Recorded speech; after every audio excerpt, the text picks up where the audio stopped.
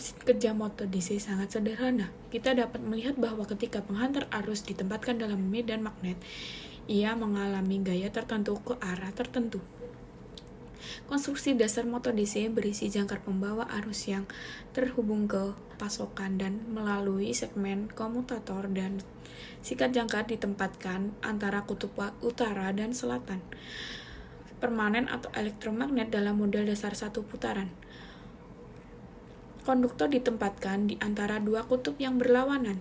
Jika kita melihat mensuplai DC melalui sistem komutator, arus yang akan memulai mengalir seperti yang kita lihat. Terminal positif baterai terhubung ke kiri konduktor belokan, dan terminal negatif terhubung ke kanan konduktor belokan.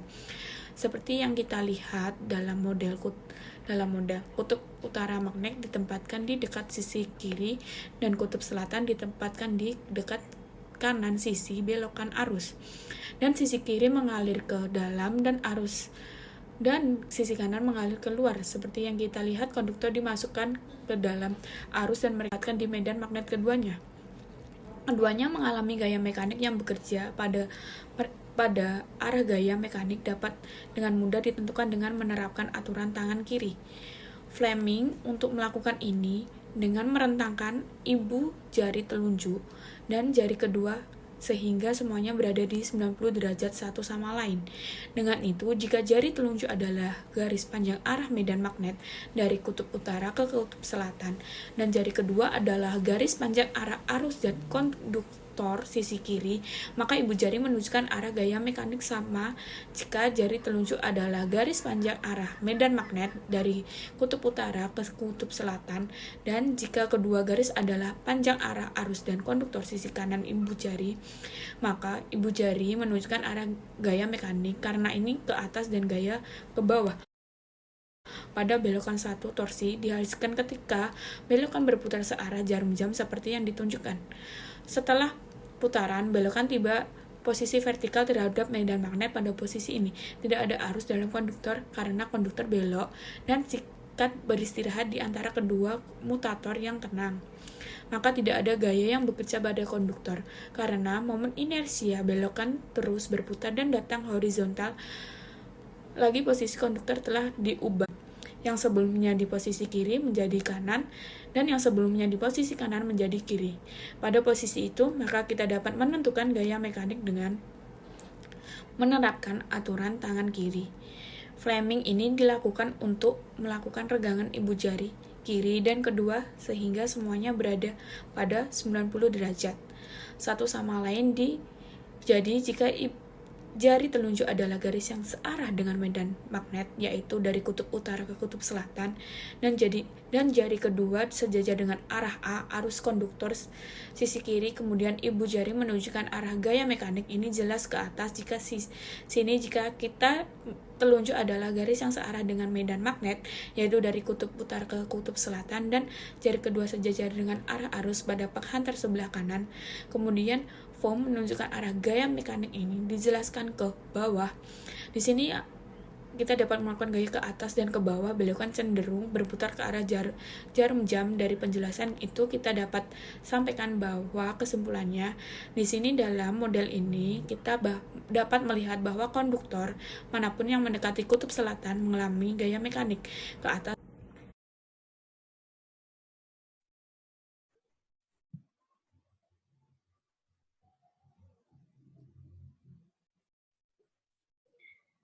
Metode kontrol kecepatan motor DC dapat dibaca dengan memvariasikan resistensi jangkar flux untuk tegangan yang diterapkan metode kontrol kecepatan yang berbeda untuk keputusan yang berbeda, dan metode ini adalah untuk mengetahui motor DC, yaitu mesin elips yang mengubah energi listrik arus searah menjadi mekanik energi ketika anchor terhubung ke ujung suplai sikat segmen komutator ditempatkan ke dalam kutub utara dan selatan permanen atau elektromagnet. Dengan menggunakan prinsip operasi elektromagnet ini tergantung pada aturan tangan kiri menyala untuk menentukan hasil gaya yang bekerja pada konduktor anchor motor DC itu.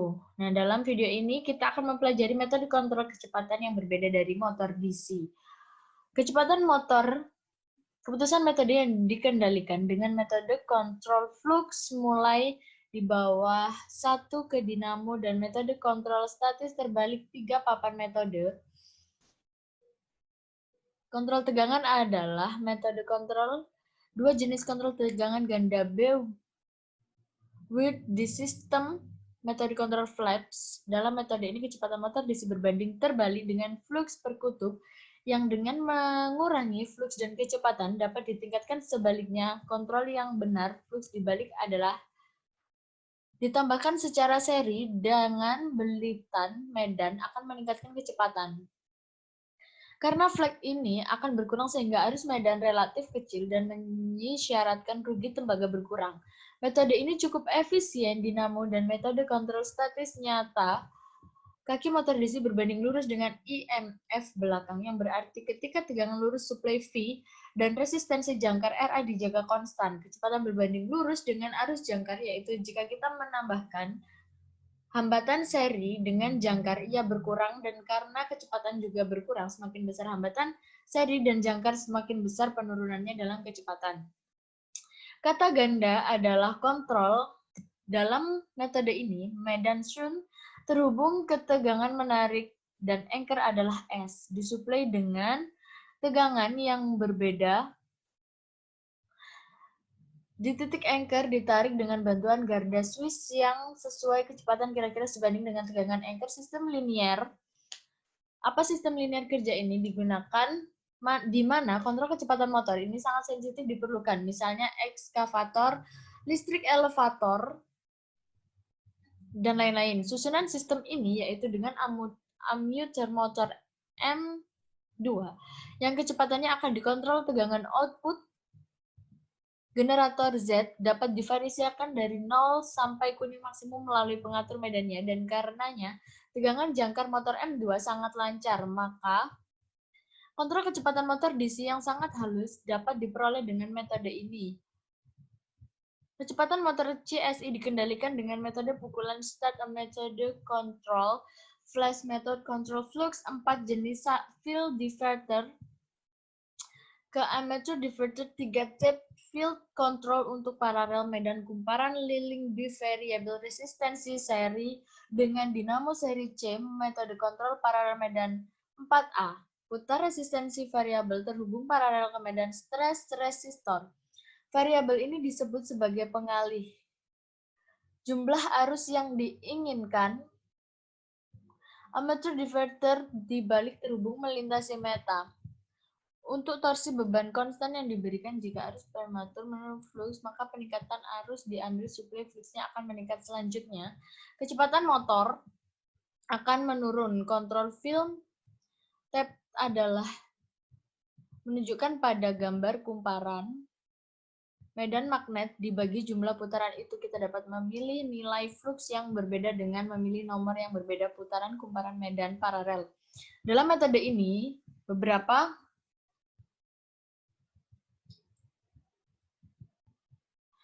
dengan memilih nomor yang berbeda putaran kumparan magnet paralel dalam bentuk metode ini, beberapa kecepatan dapat diperoleh regrouping dengan baik. Seperti yang ditunjukkan pada gambar adalah resistensi variabel biru secara seri dengan armatur dengan memperkenalkan seri resistensi dengan tegangan armatur melintasi armatur dapat dikurangi dan oleh karena itu pengurangan kecepatan secara proporsional dengan setiap kontrol paralel. Sesi sistem ini banyak digunakan dalam traksi listrik di mana 2 atau lebih mekanis motor permadani digunakan untuk kecepatan rendah, motor dihubungkan secara seri, dan untuk kecepatan yang lebih tinggi, motor dihubungkan secara paralel.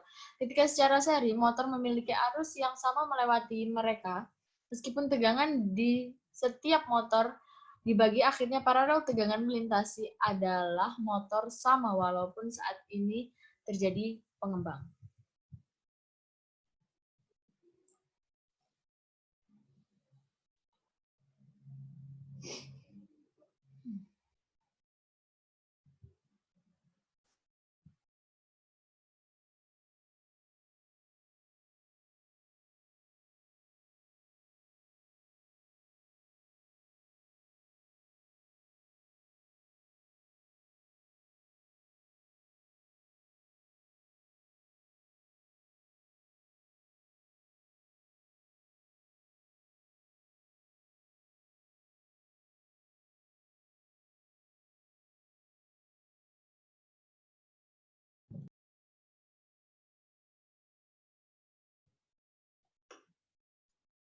Nah, jika Anda menyukai elektronika atau hobi dengan radio kontrol pesawat atau drone, maka kalian tidak asing dengan istilah PWM. Nah, dalam video ini saya akan menjelaskan apa itu PWM dan kepanjangan dari PWM itu bagaimana.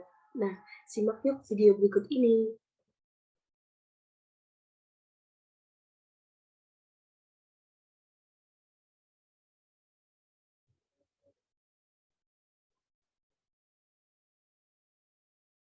PWM atau Pulse Width Modulation adalah cara sederhana namun cerdas untuk mengontrol sinyal digital yang kami gunakan untuk memvariasi energi yang dikirim ke beban untuk menyediakan informasi dan digunakan untuk dalam sinyal ini, bagaimana sinyal PWM bekerja digital adalah jenis yang sangat sederhana. PWM ini, ini yang ada di video berikut cara pemasangan PWM yang paling sederhana di dunia. Nah, ketika PWM ditekan, maka lampu akan menyala. Nah, di sini rangkaian selesai dan tegangan yang ada di dalam ini 5 volt mengalir melalui rangkaian pada laf. Jika melepaskan tombol melalui rangkaian masuk pada laf, nanti lampu akan mati dan secara grafis menunjukkan apa yang terjadi ketika oxilause dan T inilah yang terjadi dengan sinyal. Ketika saya menekan tombol memiliki bentuk persegi seperti yang ada pada gambar.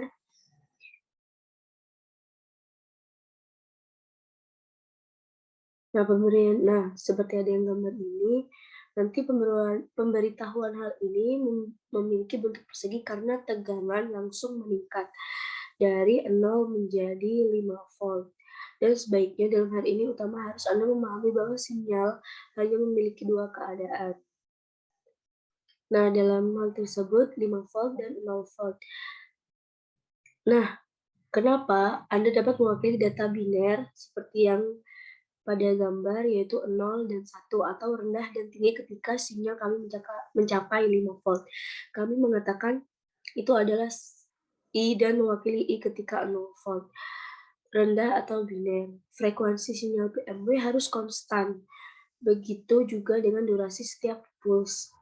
Biasanya pulse ini dibangkitkan pada frekuensi tinggi. Kita memiliki tegangan 10 volt yang 50% dari waktu rendah, 50% lainnya. Nah, seperti pada gambar kali ini. Nah, 50% itu dari waktu yang paling rendah. Setelah tegangan dan jadi kita dapat mengubah tegangan rata-rata pada output dengan hanya mengubah waktu denyut untuk mengontrol kecepatan motor listrik DC, misalnya tuh kecerahan LED atau beban lainnya. Pulse terjadi dengan frekuensi tinggi, sehingga sulit untuk melihat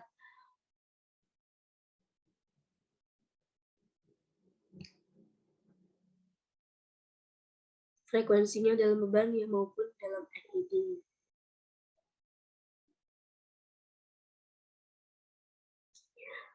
Nah, variabel resistor untuk mengukur energi yang dikirim ke beban, suatu seperti potensiomer yang dapat menahan banyak daya karena menggunakan resistor bukanlah cara yang paling efisien untuk mengontrol energi. Ketika melewati resistensi dan ketika berhadapan dengan beban tinggi seperti motor, hanya sia-sia penggunaan PMW adalah cara yang paling tepat efisiensi menggunakan energi untuk mengontrol servo sedikit berbeda. Sinyal ini harus terkandung dalam antara 1000 sampai 2000 mikrodetik. Sinyal kemudian ditafsirkan menunjukkan ke servo apa posisi seharusnya, tetapi ini hanya berisi informasi yang digunakan untuk mengontrol posisi servo dan akselerasi ESC.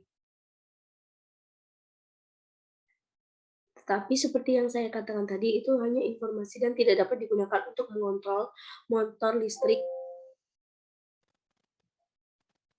atau mengontrol DC. Kita memerlukan tipe dari sinyal PMW yang saya tunjukkan sebelumnya. Sekarang kita membuat rangkaian yang menghasilkan sinyal PMW jenis itu untuk menggunakan IC timer, yaitu 555 yang populer.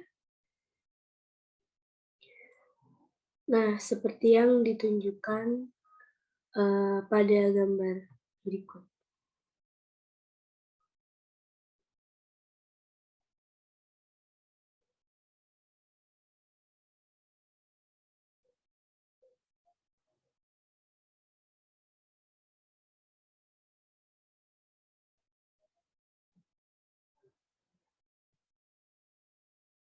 A circuit that can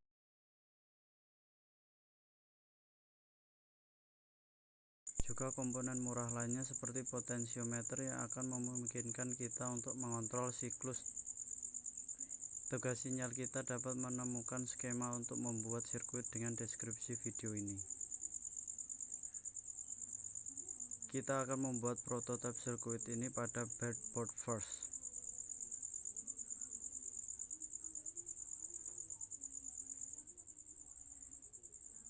Perhatikan bahwa saya menggunakan transistor untuk mengontrol tegangan tinggi pada arus karena IC 555 hanya dapat menyalurkan beberapa miliam tetapi tidak cukup untuk menjalankan motor atau lampu intensitas tinggi. Itu sebabnya kami menggunakan sinyal output untuk mengaktifkan transistor dan itu melakukan pekerjaan berat elektronik dasar yang mengatakan bahwa mari kita lanjutkan dengan hal utama karena kita dapat melihat sirkuit bekerja cukup baik.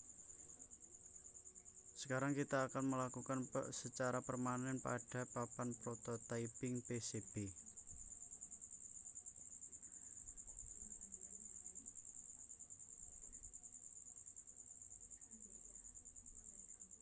Dan siap kita memiliki sirkuit yang bekerja selama pembuat rangkaian ini.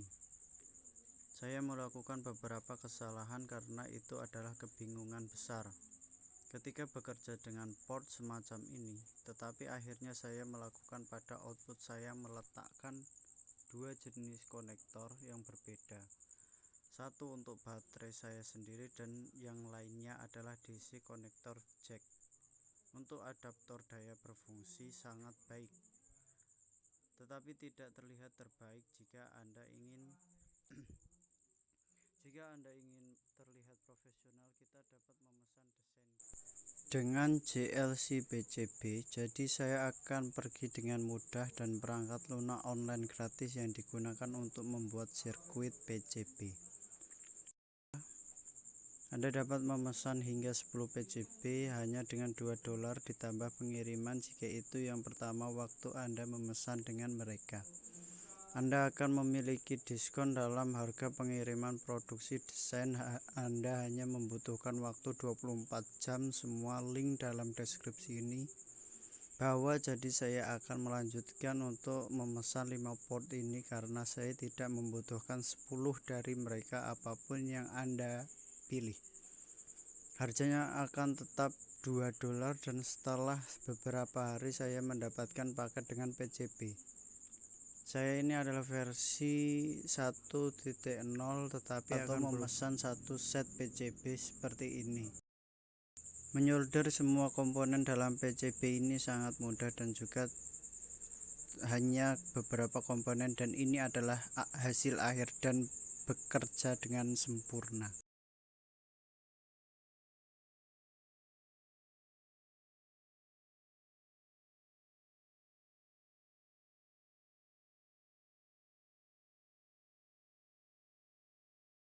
Dan di sini Anda memiliki perbandingan dua PCB yang saya buat dengan tangan dan yang saya pesan dari JLC PCB.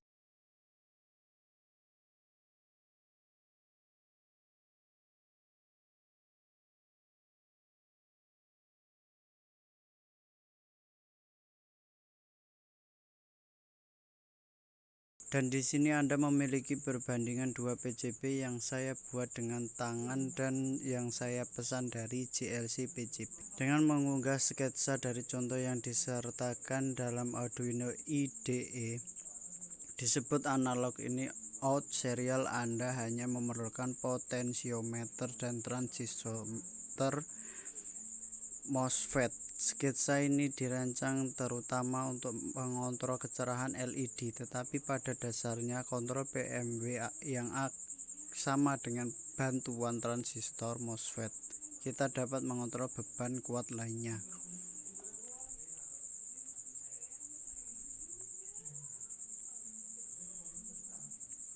Di video lain kita dapat menggunakan teknik ini untuk membuat proyek fungsional seperti mobil kendali jarak jauh.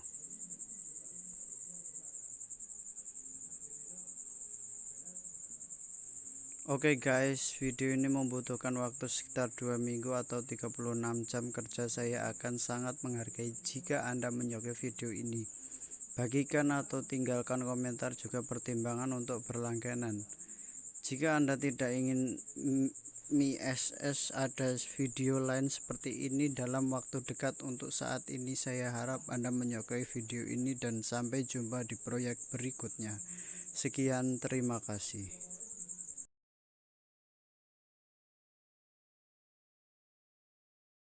Menjelaskan tentang contoh soal. Yang pertama itu ada contoh soal mengenai DC motor. Soal nomor 1, suatu motor DC kompan panjang 40 kW, tegangan terminal 200 volt, tahanan kumparansan, seri dan jangkar masing-masing adalah 93 ohm, 0,04 ohm, dan 0,6 ohm. Hitung tegangan induksi yang dibangkitkan pada jangkar.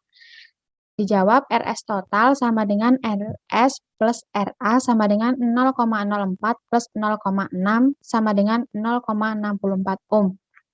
P sama dengan V dikali I. I sama dengan P per I sama dengan 40.000 dibagi 200 sama dengan 200 ampere. ISH-nya sama dengan 200 dibagi 93 sama dengan 2,15 ampere. IA sama dengan I dikurangi ISH sama dengan 200 dikurangi 2,15 sama dengan 197,84 ampere.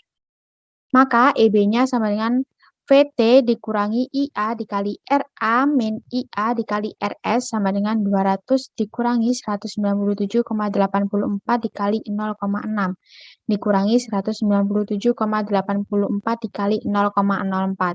Didapatkan hasil 73,384 volt. Soal yang kedua yaitu 25 kW 250 volt DC generator SAN memiliki resistensi jangkar dan medan sebesar 0,06 dan 100 masing-masing. Tentukan daya jangkar total yang dikembangkan saat bekerja I sebagai generator yang menghasilkan output 25 kW dan I2 sebagai motor yang menerima input 25 kW. Solusinya yaitu pada generator 29.8 pada gambar A, arus keluar sama dengan 25.000 dibagi 250 sama dengan 100 ampere. ISH-nya sama dengan 250 dibagi 100 sama dengan 2,5 ampere. IA-nya sama dengan 102,5 ampere. Dihasilkan EMF-nya sama dengan 250 ditambah IARA sama dengan 250 ditambah 102,5 dikali 0,06 sama dengan 256,15 volt. Daya yang dikembangkan dalam ampere sama dengan EBIA sama dengan 256,15 dikali 102,5 dibagi 1000 sama dengan 26,25 kW. Pada motor 29.8 pada gambar B, arus masukan motor sama dengan 100 ampere, ISH-nya sama dengan 2,5 ampere dan IA-nya sama dengan 97,5 ampere. EB-nya 250 dikurangi 97,5 dikali 0,06 sama dengan 250 dikurangi 5,85 sama dengan 244,15 volt. Daya yang dikembangkan dalam ampere yaitu EBIA sama dengan 244,15 dikali 97,5 dibagi 1000 didapatkan hasil 23,8 kW. Yang selanjutnya adalah contoh soal dari kecepatan pengendalian DC motor. Untuk soal yang pertama yaitu sebuah motor SAN 500 volt berjalan pada kecepatan normal 250 rpm ketika angker arus adalah 200 ampere. Hambatan jangkar adalah 0,12 ohm. Hitung kecepatan ketika hambatan adalah dimasukkan ke dalam medan mengurangi medan SAN hingga 80% dari nilai normal dan arus jangkar adalah 100 ampere. Solusinya yaitu EB1 sama dengan 500 dikurangi 200 dikali 0,12 sama dengan 476 volt. EB2-nya 500 dikurangi 100 dikali 0,12 sama dengan 488 volt. Pi2 sama dengan 0,8. Pi1 dibagi N1 sama dengan 250 rpm. Ditanya N2-nya, yaitu N2 per N1 sama dengan EB2 dibagi EB1 dikali Pi1 per Pi2 atau bisa N2 per 250 sama dengan 488 dibagi 476 dikali Pi1 per 0,8 Pi1. N2-nya didapat 320 rpm. Soal yang kedua yaitu 220 volt 15 kW 850 rpm motor SAN menarik 72,2 ampere saat beroperasi pada kondisi pengenal. NS hambatan medan angker dan SAN adalah 0,25 dan masing-masing 100. Tentukan persentase pengurangan dalam flux medan untuk mendapatkan kecepatan 1650 rpm. Kapan arus jangkar yang ditarik adalah 40 ampere? Solusinya ada ISH sama dengan 220 dibagi 100 sama dengan 2,2 ampere. IA1-nya sama dengan 72,2 dikurangi 2,2 sama dengan 70 ampere. EB1-nya 220 dikurangi 70 dikali 0,25 sama dengan 202,5 volt. EB2-nya 220 dikurangi 40 dikali 0,0 dikali 0,25 sama dengan 210 volt. Sekarang N2 per N1 sama dengan EB2 dibagi EB1 dikali flux 1 per flux 2 atau 1650 dibagi 850 sama dengan 210 dibagi 202,5 dikali flux 1 per flux 2. Flux 2 sama dengan 0,53 flux 1. Reduksi pada flux sama dengan flux 1 min 0,534. Flux 1 dibagi flux 1 kali 100 sama dengan 46,6%. Yang selanjutnya yaitu ada contoh soal dari pengujian mesin DC. Soal yang pertama, dalam uji rem pada DC motor SAN, tegangan pada kedua sisi rem adalah 2,9 kg dan 0,17 kg. Jari-jari katrol adalah 7 cm. Arus input adalah 2 AMP pada 230 volt. NS kecepatan motor 1500 rpm. Temukan torsi, output daya, dan juga efisiensi. Dijawab, pada gaya bersih pada katrol sama dengan 2,90 dikurangi 0,17 sama dengan 2,73 kg. Sama dengan 2,73 dikali 9,81 sama dengan 26,78 NW. Torsi bersihnya sama dengan gaya dikali radius sama dengan 26,78 dikali 7/100. Didapatkan hasil 1874. Didapatkan hasil 18746 NWM. Keluaran daya sama dengan torsi dikali radian per second. Sama dengan 18746 dikali 2pi 1500 dibagi 60 sama dengan 294 watt. Efisiensinya yaitu 294 dibagi 230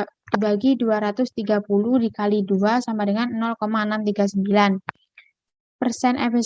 Efisiensi persennya yaitu 63,9%. Itu Itu adalah 5 contoh soal dari motor DC. Sekian dari saya. Wassalamualaikum warahmatullahi wabarakatuh.